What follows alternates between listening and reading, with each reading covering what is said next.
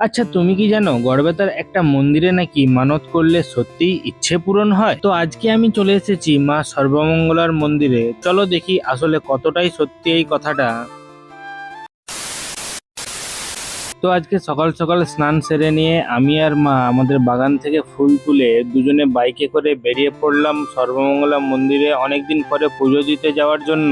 মন্দিরে পৌঁছেই সবার প্রথমে একটা দোকান থেকে পুজোর জন্য ডালা কিনে নিলাম। তারপর ধীরে ধীরে মন্দিরের সামনে চলে আসলাম। অনেক সকাল সকাল চলে আসার জন্য তখনও খুব বেশি ভিড় হয়নি, যেটা আমাদের জন্য একদম পারফেক্ট ছিল। তাই আর দেরি না করে ফাঁকা ফাঁকা সময়েই আমরা শান্তভাবে পুজোটা দিয়ে নিলাম। পুজো দেওয়া শেষ হতেই আমরা মন্দিরের গর্ভগৃহ থেকে বেরিয়ে আসলাম। আর হ্যাঁ, তোমরা অনেকেই জানো এখানে মায়ের মূর্তির ছবি তোলা একদমই অ্যালাউ নেই। তারপরে আমি আর মা মন্দিরের চারিপাশটা একটু ভালোভাবে ঘুরে দেখতে লাগলাম।